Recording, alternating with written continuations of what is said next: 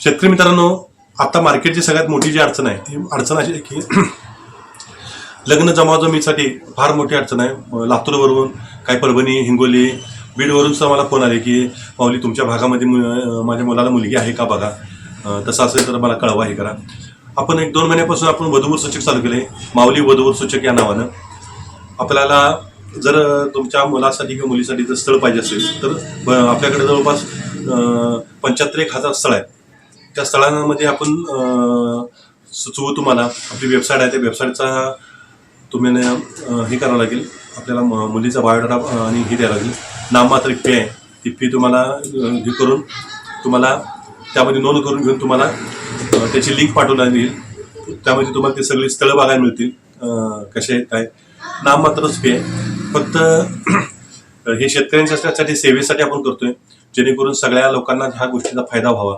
यासाठी शेतकऱ्यांनी ज्या ज्या लोकांना वाटत असेल की बाबा आपल्या मुलाचं मुलीचं लग्नाचं जमवायचं असेल किंवा ठरावं असं वाटत असेल तर आपल्याला कॉन्टॅक्ट करा. स्क्रीनवर जो नंबर दिसतो या नंबरला तुम्ही फोन करा किंवा व्हॉट्सअपला हे पाठवा. नाममात्र फी आहे, रजिस्ट्रेशन फी आहे ती, कारण वेबसाईट करण्यासाठी खूप मोठा खर्च आला आहे. त्यासाठी आपण ती तुम्ही पाठवा. आपण आपल्या या भागामध्ये आपण करतोय. महाराष्ट्रामध्ये कुठलाही जिल्हा असू दे. समजा जर तुम्हाला असं वाटत असेल की बाबा मी असे काम करू शकतोय तर त्याला एक कॉम्प्युटर घ्यावं लागेल, असं जर कोण इच्छुक असेल तर सांगा. आपण काय करूया, त्यांना आपण देऊ. आपण जे काय काम करतो, जी वेबसाईट आहे ती बनवायची आले असते ते देऊ. एका तालुक्यामध्ये 2-4 जरी असले तर काही अडचण येत नाही, कारण कामच एवढं मोठं आहे की एका माणसानं होत नाही. हजारो लोक ह्याला लागतील, कारण प्रत्येक गावामधील मुलामुलींचे जे बायोडाटा आहे ते नोंद करणं तरच तुम्हाला तुमच्या याच्या भागामध्ये कळेल. आता बीडमध्ये, उस्मानाबादमधले, सॉरी धाराशिव, उस्मानाबाद म्हणणं चुकीचं आहे, माफ करा. असे भरपूर आपल्या प्रत्येक जिल्ह्यामधील जे स्थळ आहेत त्या स्थळामध्ये, तालुक्यामध्ये प्रत्येक आपल्याला आपण म्हणजे नोंद, मी जसं काम करतोय असं तुम्ही काम करायचं असेल तर ते आपल्याला कॉन्टॅक्ट साधा. आपण तुम्हाला ते पण करून देतो. रामकृष्ण हरी. माऊली ॲग्रोनॉमीमध्ये आपलं सहर्ष स्वागत. शेतकरी मित्रांनो, परवा मला 2-3 शेतकऱ्यांचे फोन आले, मागं पण असे येत होते, तर त्याच्यावरच आपण व्हिडिओ तयार करतोय. शेतकरी मित्रांनो, आपल्याला पाण्यासाठी आपण पाहण्यासाठी जे दौरे आहेत, आनंदा कांबळे आम्ही दौरे चालवत आहेत. ज्या भागामध्ये शेतकऱ्यांना पाणी पाहायचं आहे त्यांनी आपल्याला कमेंट बॉक्समध्ये सांगा की कोणत्या कोणत्या भागामध्ये तुम्हाला कॉन्टॅक्ट करायचा आहे. आपला नंबरही देतोय, त्या नंबरला पण तुम्ही कॉन्टॅक्ट साधा. एका जिल्ह्याला कमीत कमी 10 ते 15 पॉईंट झाल्याशिवाय आम्ही येणार नाही. कारण त्याचं कारण आहे की समजा आता इथून यवतमाळ यायचं आहे तर यवतमाळ इथून आमच्या इथून 1000 किलोमीटर आहे. 1000 किलोमीटर आमचं दोघांचं, म्हणजे माझा आणि आनंद कांबळेचं येणं जाणं जर बघितलं तर खर्च भरपूर होतो. कारण यवतमाळ इथून म्हणते तर जवळपास 2 किंवा 3 दिवस लागतात यायला. आम्ही मध्ये एकदा आनंद कांबळे आले, मी काय आलो नव्हतो, तर जवळपास आपल्याला एवढं खर्चिक होते. मग ते येणं जाणं एका शेतकऱ्याला भुर्दंड नको, म्हणून ज्या जर पॉईंट झाले तर ते सगळ्यांना थोडं विभागून देता येईल ह्याच्यासाठी. शेतकरी मित्रांनो, परवा एका शेतकऱ्यांना असा फोन केलेला होता, त्याचं ऐकून पण मला थोडं वाईट वाटलं. कोल्हापूरचा एक शेतकरी होता. घरामध्ये त्यांनी बोर मारले आणि घरामध्ये बोर मारल्यानंतर साधारणतः मला वाटतंय काय ते 10 का 12 वर्ष त्यांनी व्यवस्थित चालली आणि नंतर लगेच त्यांचं ते पाणी गेलं. असं मला फोन आला, माऊली ह्याच्यासाठी काय करायचं. बोर मारणं धोक्याचं का, आज आपण ह्याच्यावर व्हिडिओ बनवतोय. बोर मारणं धोक्याचं, ते बोर मारणं धोक्याचं का, आज आपला हा व्हिडिओ आहे आपला. म्हणजे विहीर काढणं चांगलं आहे, खर्चिक जास्त आहे, पण बोर मारणं खर्च विहिरीपेक्षा कमी येतो, पण तसं धोक्याचं पण आहे. म्हणजे धोक्याचं का, आज आपण ह्यावर व्हिडिओ करतोय.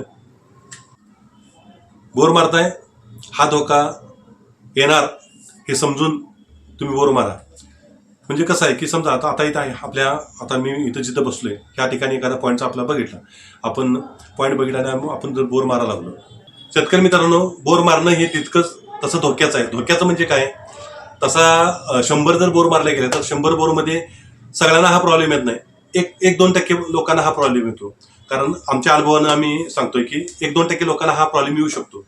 मग 1-2%ला ज्या माणसाला हा प्रॉब्लेम आलाय त्याला ती अडचण कळते की बाबा हा धोका किती आहे, तो धोका काय होतो आणि त्याला काय करता येतं हेही तुम्हाला सांगतोय. शेतकरी मित्रांनो, इकडे लक्ष द्या. कारण कसं आहे, समजा बोर मारले तुमचे 10-12 वर्ष बोर तुमची व्यवस्थित चालते आणि अचानक तुमच्या बोरचं पाणी जाते. मग नेमकं काय होतंय, मग ह्याच्यासाठी आपण आता व्हिडिओ बनवतोय. हा व्हिडिओ सर्व बोर धारकांना, ज्यांनी बोर मारले त्या सगळ्यांना लागू होतो. हा धोका नशिबानं 1-2% मध्ये होतोय. त्यामध्ये कोणाचा नंबर लागेल हे काय आपल्या हातात नाही, ते तो विधाता आहे, त्याच्याकडून ते होतंय. किंवा जमिनीमध्ये ज्या काय उथलपुथल होतात त्या जमिनीमुळे होऊ शकते. माझ्या नशिबामध्ये पाणी आहे तर मला मिळेल. ज्या दिवशी माझ्या नशिबामध्ये थोडं फार उथलपुथल झाली की ते पाणी जातं, असं होतं. अशा बऱ्याच शेतकऱ्यांचे आपल्याला फोन आलेले आहेत. ते तुम्हाला सांगतो की ते कशामुळे होतं. शेतकरी मित्रांनो, ज्या वेळेला हा आपण बोर मारलेला असतो, बोरवर काय असतं की जिव्हाळे असतात. आता आमच्या इथं त्याला जिव्हाळे म्हणतात, इंग्लिशमध्ये त्याला लेअर म्हणतात. लेअर म्हणजे काय, समजा आपण बोर जिथं समजा ह्या ठिकाणी असा बोर मारला तर त्यामध्ये 1-2 ठिकाणून त्याला पाणी येत असतं. त्या लेअरमधून त्या छिद्रामध्ये येत असतं. बोर मारला जो आपण छिद्र आहे किंवा बोर मारले जे आपण ती बोरवेलची जे कुंपनलिका आपण म्हणतो त्यामध्ये पाणी येत असतं. कारण सृष्टीचा नियम आहे की चढावरून उताराकडे पाणी येतं. हा बोरवेल आपण असतो, हा खोल गेला असतो, पाणी समजा हे इथं लागेल असतं, तिथून वरून 100 फुटावरून खाली पाणी पडत होतं, काही 50 फुटावरून फरक. प्रत्येक ठिकाणी वेगवेगळ्या पद्धतीने पाणी येत असतं. वरून पाणी त्या बोरवेलमध्ये पडत असतं, ते बोर आपली भरत असते. त्या बोरमध्ये आपण मोटर टाकतो, त्या मोटरमुळे ते पाणी उचललं जातं वर आणि वर आपल्याला पाणी मिळतं. मोटर काय करते, पाणी उपसायचं काम करते. हे मी तुम्हाला अगदी डिटेल सांगायला लागलोय जे शेतकरी नवीन शेती करतात. कारण बऱ्यापैकी आता काय झालं की नोकरी लागणं हा प्रकार जरा बऱ्यापैकी कमी झालेला आहे. त्यामुळं अगदी डिटेल सांगायला लागलोय. असं होतं, असं झाल्यानंतर काय करायचं तेही तुम्हाला सांगतो. अगोरी विद्या आहे थोडी, म्हणजे शेवटचा ज्या वेळेला आपण एखाद्या माणसाला ॲक्सिडेंट झाला किंवा काही झालं आणि दवाखान्यामध्ये ॲडमिट जर केलं तर त्याला जर ज्या वेळेला आपण त्याचा श्वासोच्छ्वास चालण्यासाठी डॉक्टर त्याला ते असं शॉक ट्रीटमेंटसारखं असतं बघा, ते असं करतात, छातीवर दिले की ते असं हलतं. असंच आपल्या बोरमध्ये पण आपल्याला करता येतं. पण तो शेवटचा आहे, त्यामध्ये पाणी येईल न येईल हा नशिबाचा भाग आहे. पण मी जे काय असतं ते मी तुम्हाला सांगायचं काम करतो. त्यामध्ये तुम्हाला जे पटेल किंवा तुम्हाला ह्याच्यापेक्षा वेगळं काय जर माहीत असेल तर तुम्ही मला कमेंट बॉक्समध्ये नक्की सांगा आणि आपण तुम्हाला सांगतो काय करायचं. शेतकरी मित्रांनो, ज्या वेळेला ते पाणी आपलं व्यवस्थित चालू असतं, पाणी येत असतं, तर आपण काय करतो की मिळते जे पाणी ते लाईट असते आपल्याला आपल्या भागामध्ये 6 तास 7 तास 8 तासाच्या आसपास सगळीकडे महाराष्ट्रामध्ये लाईट मिळते. 8 तास आपण बोर चालतो. अचानक बोर जर बंद झाली तर काय झालं असेल, कारण कसं आहे की जे लेअर असतात तो लेअर काय म्हणतात की लांबून येतात. आणि खरोखरच आहे, जसं जमिनीच्या वर पाणी ओढ्याला पाणी जर पाऊस पडला आपल्या भागामध्ये आणि ओढ्याला पाणी ओगळीमधून ह्याच्यामधून बांधातून पाणी ओढ्याला जातं, ओढ्यामधून नदीला मिळतं. तर आता असं सांगू शकतोय काय की ज्या वेळेला नदी एखाद्या आपल्या गावापासून 20 किलोमीटर लांब आहे, मग 20 किलोमीटरचं पाणी नदीला जाणार नाही असं आहे का, ते नदीचं पाणी परत समुद्रात जाऊन मिळतं. त्याच पद्धतीने जमिनीमध्ये पण ह्या अशा पद्धतीच्या रचना असतात की 20 किलोमीटर 50 किलोमीटर 100 किलोमीटरवरनं त्या लेअर आहेत त्या जमिनीमधून अशा जात असतात आणि आपण जिथं बोर मारतो त्या लेअरमध्ये कट होऊन ते आपल्याला पाणी मिळत असतं. मग एक लेअर आहे, एक लेअर समजा एक मोठी लेअर जर लांब जर गेली असेल आणि समजा जर दुसऱ्या माणसानं किंवा त्या भागामध्ये 20 किलोमीटर आहे किंवा 5 किलोमीटर 10 किलोमीटर ते काय किती असू शकतं, त्या लेअरमधून जी लेअर आपल्याला पाणी जास्त देते त्या लेअरमधून जर त्या लेअरच्या पॉईंटवर जर कुणी जर बोर मारला तर ती लेअर तिथे कट होते. थोडक्यात तुम्हाला साधं स्पष्ट अगदी उदाहरण करू सांगतो.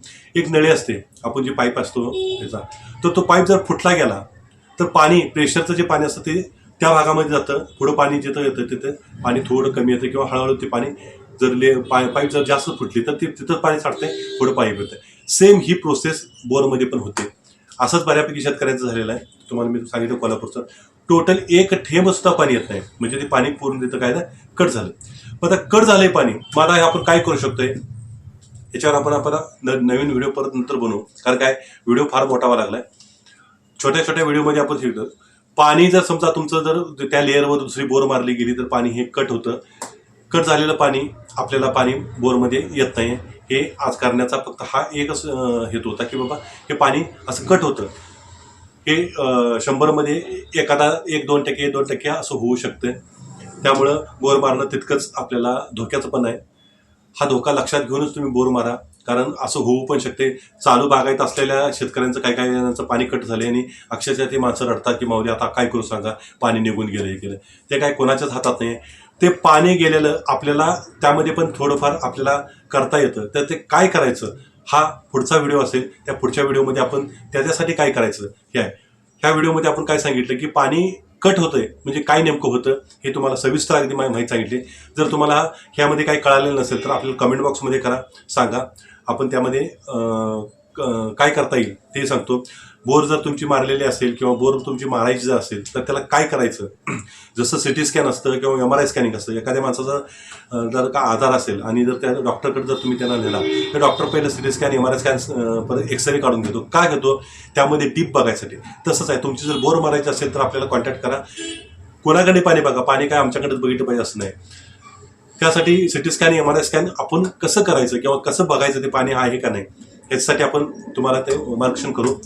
आपल्या चॅनलसाठी जर तुम्ही नवीन असाल तर चॅनल प्लीज सबस्क्राईब करा, लाईक करा, शेअर करा आणि बेल आयकन घंटीचं बटन दाबा. म्हणजे आपल्याकडून असे जे नवनवीन येणारे व्हिडिओ आहे त्या व्हिडिओचं नोटिफिकेशन आपल्याला मिळेल आणि ते व्हिडिओ आपल्याकडून मिस होणार नाही. परत भेटूया पुढच्या व्हिडिओमध्ये. तोपर्यंत रामकृष्ण हरी.